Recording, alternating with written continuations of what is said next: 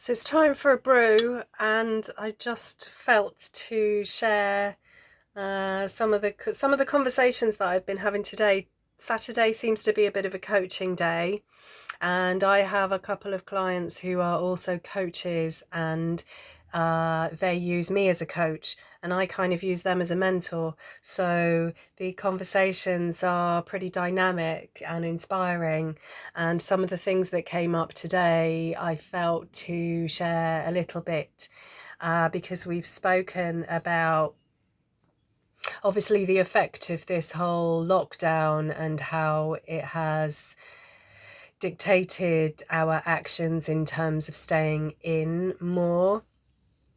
And hopefully for many, certainly speaking from my perspective, I never had a problem with my own company anyway, but in actual fact, I've really taken some focus of solitude and reflection on the inside. Now, it's been beautiful because that is always a beautiful practice, is how am I doing first? How am I feeling? What does my soul need from me today? Asking myself those deep, beautiful inner questions. How am I? And who am I? Who is breathing right now? Who is the space between the breath? Who is in the silence between the words? All of those that magic, hitting that magic in that solitude and that silence is just incredibly profound and incredibly beautiful. And for me, slightly, I can't get enough of it. So what I've done is in some ways I went so deep in that I didn't want to taint it or dilute it by telling everyone and sharing it all. And the saying, don't cast your pearls before the swine, has become a reality.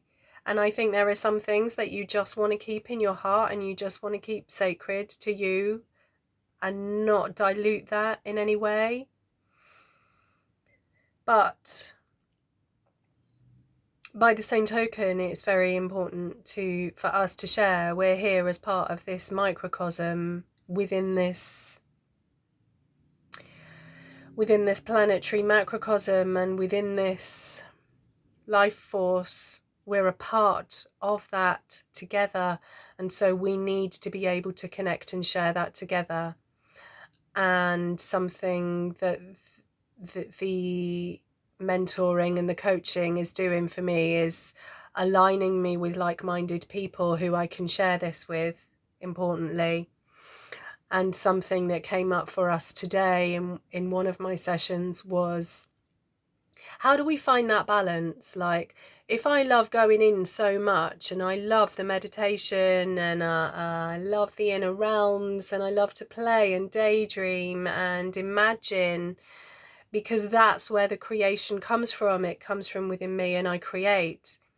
But then there needs to be this interaction again. And what's happened for me is I've almost feared the interaction. I've had to go through a fear barrier. I've had to or make friends with that level of fear and invite it in as part of my experience to interact again, because I haven't wanted to kind of dilute what I've been feeling, and I've sort of hit this stage of isolation almost, where the solitude has tipped into isolation, and I thought, I don't want to interact with people. I don't want to dilute my energy. I want to keep this, and it's tipped into almost, it's felt selfishness is a whole other thing, because it's a very selfless action to go within and do the inner work so that I'm okay and I can come out and interact with you all. But at the same time, yeah, there's been this whole fear barrier. So I've had to go through this, not allowing solitude to become isolation. And I've then had to come out to people and kind of say, you know, I could do with some interaction here, because some real, true, honest interaction, because I've actually started to isolate. And I long for connection and intimacy and the exchange between us, creating that magic. I long for that. And yet I close the door on it because I don't want to, what, I don't, it's the fear, it's that fear and the anxiety that has been such a long-standing pattern in me, that I stop myself. And sometimes I stop myself because my inner travels are so crazy that if I share that, I'm going to be judged. I'm going to be, no, all these old stories, you know, all these old patterns, and that's all it is. I've told myself I'm going to be judged if I come out and start talking to angels or galactic light beings, or using this language that isn't mainstream. And in actual fact, I don't think that matters at all anymore. It doesn't matter at all anymore, because if I'm going to be judged by somebody, then perhaps that somebody just doesn't need to be in my field right now. And that's that, isn't it, really? I don't need to explain anymore. And that feels so liberating, to not be in a place of having to explain myself because you might not like me anymore. It's sad, but it's true. And what's actually happened now is that my world has opened up so much space has been created to allow in new relationships and new people, new connections, and the acceptance within me that sometimes I have this fear, that sometimes I have this fear and this anxiety of this what if. But I just have to talk myself through it. I just have to talk myself through it and say, you know, it's okay. Actually, it's okay. Maybe I don't need to interact today. Maybe I do want another day of silence. Maybe I do want another day of being introverted and just totally doing my own thing. But then you're guaranteed at some point I'm going to wake up, which I did today.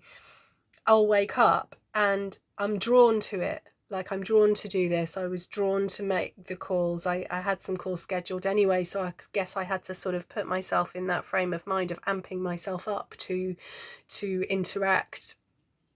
But in actual fact, I did just show up in however way I show up in. I don't sort of put too much effort on showing up in a way that's not real. And if I can't show up in an authentic way, then I need to talk to myself about that, really.